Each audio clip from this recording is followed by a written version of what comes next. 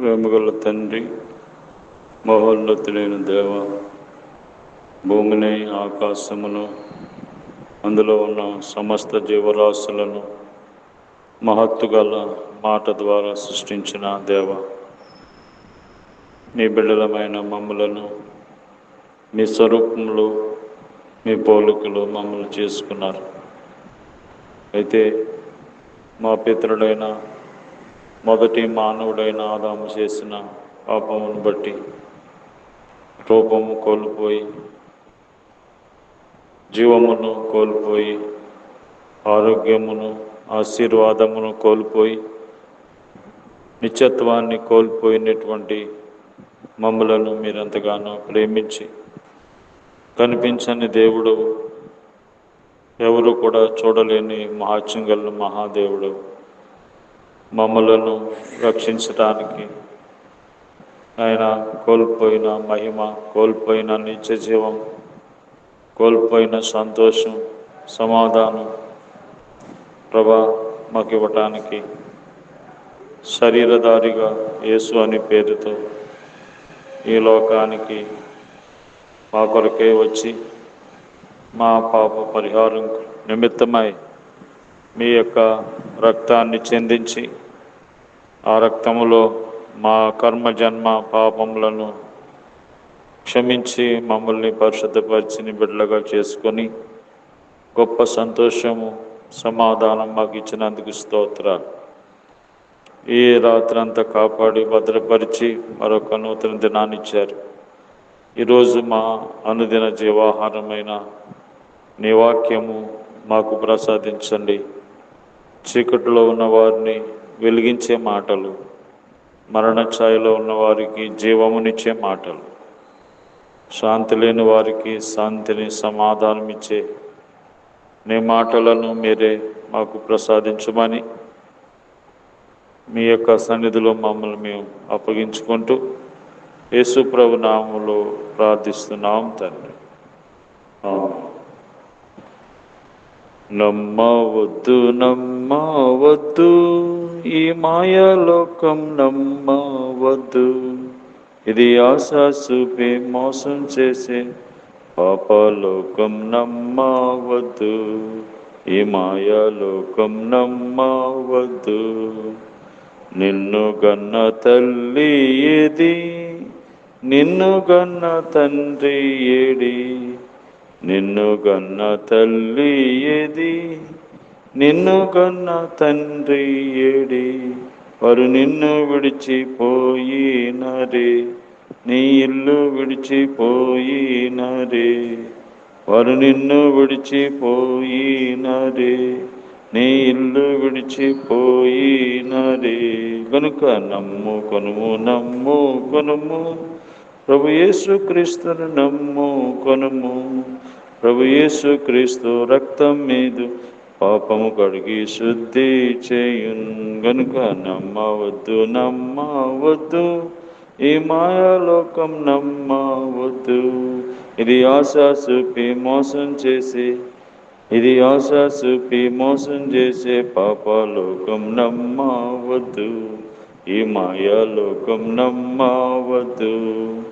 నీవు వచ్చేటప్పుడు తేలేదుగా, నీవు వెళ్ళేటప్పుడు మోయలేవుగా, నీవు వచ్చేటప్పుడు తేలేదుగా, నీవు వెళ్ళేటప్పుడు మొయ్యలేవుగా. నువ్వు ఒంటిగానే వచ్చినవు, నువ్వు ఒంటిగానే వెళ్ళవలెను, నువ్వు ఒంటిగానే వచ్చినవు, నువ్వు ఒంటిగానే వెళ్ళవలెను. గనుక నమ్ము కొనుము, నమ్ము కొనుము, ప్రభు యేసు క్రీస్తును నమ్ము కొనుము. ప్రభు యేసు క్రీస్తు రక్తం నీదు పాపము కడిగి శుద్ధి చేయున్. కనుక నమ్మవద్దు నమ్మవద్దు, ఈ మాయాలోకం నమ్మవద్దు, ఇది ఆశా చూపి మోసం చేసే పాపలోకం నమ్మవద్దు, ఈ మాయాలోకం నమ్మవద్దు. దేవుని పరిశుద్ధ గ్రంథమైన బైబిల్ నుండి ఈ దినము దేవుడు మన కొరకు సిద్ధపరిచిన వాక్య భాగము యోబు గ్రంథము 11వ అధ్యాయం 17వ వచనము. అప్పుడు నీ బ్రతుకు మధ్యాహ్నకాల తేజస్సు కంటే అధికముగా ప్రకాశించును, చీకటి కమ్మినను అది అరుణోదయం వలె కాంతిగా ఉండును.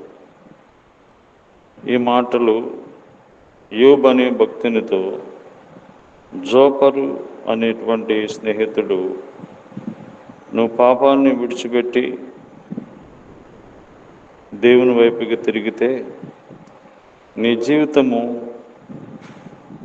నీ బ్రతుకు మధ్యాహ్నకాల తేజస్సు కంటే అధికముగా ప్రకాశించునని అంటున్నాడు.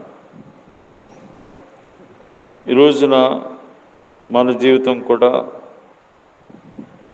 అనేక సార్లు చీకటి కమ్మిన పరిస్థితులు,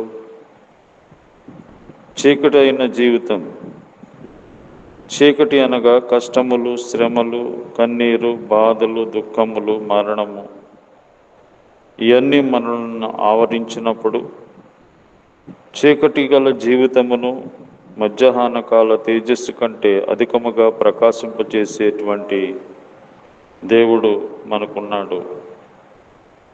ఆయన నీకు గొప్ప సంతోషాన్ని ఇస్తాడు.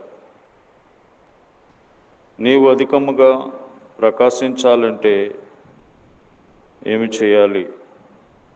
నిర్గమకాండం 34వ అధ్యాయము 29వ అధ్యాయంలో దేవుని వాక్యం ఈ విధంగా జ్ఞాపకం చేస్తూ ఉంది. నిర్గమకాండము 34వ అధ్యాయము 29వ వచనంలో, మోషే సీనాయి కొండ దిగుచుండగా శాసనములు గల 2 పలకలు మోషే చేతిలో ఉండెను. అతడు ఆ కొండ దిగుచుండగా ఆయన అతనితో మాట్లాడుచున్నప్పుడు తన ముఖ చర్మము ప్రకాశించిన సంగతి మోషేకు తెలిసి ఉండలేదు. కాబట్టి మోషే ముఖ చర్మము ప్రకాశించింది. ఎందుకనంటే మోషే అధికముగా దేవునితో సీనాయి కొండ మీద 40 దినాలు సహవాసం చేశాడు. అలాగే మన జీవితంలో కూడా మనము దేవునితో ఎవరైతే సహవాసం చేస్తారో వారు అధికముగా ప్రకాశిస్తారు. కాబట్టి వారి యొక్క జీవితము సూర్యుని వలె ప్రకాశింపజేస్తాడు దేవుడు, చీకటిని పోగొడతాడు. రెండవదిగా యెషయా గ్రంథము 58వ అధ్యాయం 10వ వచనం. యెషయా గ్రంథము 58:10లో, ఆశించిన దానిని ఆకలిగొనిన వానికి ఇచ్చి శ్రమపడిన వానిని తృప్తిపరిచినల్లా చీకట్లో నీ వెలుగు ప్రకాశించును, అంధకారము నీకు మధ్యాహ్నం వలె ఉండును. రెండవదిగా అధికముగా మనం సహాయం చేయాలి. కష్టములో ఉన్న వారికి సహాయం చేయాలి. ఆశించిన దానిని ఆకలిగొన్న వానికి ఇచ్చి, ఆకలిగొన్న వారు ఎంతోమంది ఉన్నారు. శ్రమపడిన వారిని తృప్తిపరిచి శ్రమలు గుండా వెళ్తున్న వారు ఎంతోమంది ఉన్నారు. ఆ శ్రమలో ఉన్న వారికి తృప్తిపరిచితే చీకట్లోని వెలుగు ప్రకాశిస్తుంది. కాబట్టి అధికముగా మనము సహాయం చేయాలి. నిరాశ్రయ స్థితిలో ఉన్న వారికి, ఇబ్బందుల్లో ఉన్న వారిని, కష్టాల్లో ఉన్న వారికి సహాయం చేసేవారిగా ఉండాలి. అప్పుడు నీవు మధ్యాహ్న కాలం మందు వెలుగు వలె నీ జీవితము ప్రకాశిస్తుంది. తర్వాత మత్తయి సువార్త 5వ అధ్యాయం 16వ వచనంలో, మనుషులు మీ సత్క్రియలను చూసి పరలోకమందున్న మీ తండ్రిని మహింపరిచినట్లు వారి ఎదుట మీ వెలుగు ప్రకాశింపనీయుడు. మనము సత్క్రియలు చేయాలి, మంచి క్రియలు. మనుషులు మీ మంచి క్రియలు చూసి పరలోకమందున్న మీ తండ్రిని మహింపరిచినట్లు వారి ఎదుట మీ వెలుగును ప్రకాశింపనీయుడి. మంచి క్రియలు అనేటువంటి వెలుగుని ప్రకాశింపజేయాలి. కాబట్టి దేవుడు మన ద్వారా మహింపరచబడాలంటే మనము మంచి క్రియలు చేయాలి. దుష్క్రియలు కాకుండా, చెడ్డ క్రియలు కాకుండా మంచి పనులు చేసేవారిగా ఉండాలి. ఆ విధంగా మనం ఉన్నప్పుడు దేవుడు మనలను ప్రకాశింపు చేస్తాడు. ప్రియుడా, చెడు కార్యమును కాక మంచి కార్యమును అనుసరించి నడుచుకునమని యోహాను 3వ పత్రికలో 11వ వచనములో ఆ మాట మనం చూస్తాం. మేలు చేసేవాడు దేవుని సంబంధి, కీడు చేసేవాడు దేవుని చూసినవాడు కాదు. కాబట్టి ప్రియుడా, చెడు కార్యము కాక మంచి కార్యమును అనుసరించి నడుచుకుంది. కాబట్టి మనం ఈ భూమి మీద మన తోటి మానవునికి మంచి కార్యాలు చేసేవారుగా ఉండాలి. ఎవరికి కూడా మనము చెడు కార్యము చేయకూడదు. కాబట్టి ఎందుకంటే దేవుడు మంచివాడు, ఆయన చేసే కార్యాలన్నీ మంచివి. కాబట్టి చెడు కార్యం చేసిన వాడు దేవుణ్ణి చూసినవాడు కాదు, పొరుగు వారికి కీడు చేసేవాడు దేవుని ఎరిగిన వాడు కాదు. కాబట్టి నీవు నిశ్చయముగా నీ వెలుగు ప్రకాశించాలంటే మొదటిగా దేవునితో అధికముగా సహాయం చేయాలి, సహవాసం చేయాలి దేవునితో.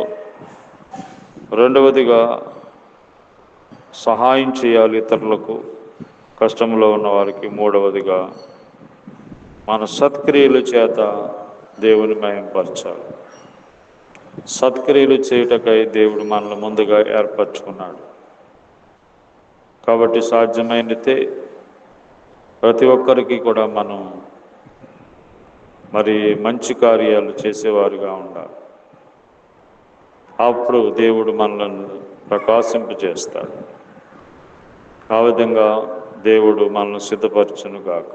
ప్రేమగల ప్రభువా, దయగల తండ్రి, మేము ఈ భూమి మీద నీ బ్రతుకు మధ్యాహ్నకాల తేజస్సు కంటే అధికముగా ప్రకాశించాలంటే మేము సృష్టికర్తమైన మీతో నిత్యము సహవాసం చేయాలని, ఇతరులకు సహాయపడాలని, మంచి క్రియలు చేసేవారికి ఉండాలని మాట్లాడుతూ వచ్చారు. ఆ విధంగా మేము జీవించడానికి సహాయం చేయండి. మా దేశము, రాష్ట్రము, గ్రామ ప్రజల అధికారులందరి కొరకే ప్రార్థన చేస్తున్నాం. నాయన, రోగులను స్వస్థపరచండి. చదువుకుంటున్న వారిని, హాస్టల్లో ఉంటున్న వారికి నీ కాపుదల, భద్రత అనుగ్రహించండి. నాయన, చిన్న బిడ్డలను, చనిబిడ్డ తల్లులను జ్ఞాపకం చేసుకోండి. వృద్ధాప్యంలో ఉన్న వారిని జ్ఞాపకం చేసుకోండి. ఈ విధంగా కష్టాలు, ఇబ్బందుల్లో ఉన్నవారు, అప్పులు, బాధలో ఉన్న వాళ్ళకి సహాయం చేయండి. ఈ రోజంతా మమ్మల్ని నడిపించండి, కీడు అపాయములను తప్పించమని యేసు ప్రభు నామములో ప్రార్థిస్తున్నాం తండ్రి. ఆమేన్. తండ్రి అయిన దేవుని ప్రేమ, ప్రభువైన యేసుక్రీస్తు వారి కృప, పరిశుద్ధాత్మ దేవుని అన్యోన్య సహవాసం ఈ రోజంతా మనకి తోడైండి కాపాడును గాక. ఆమేన్.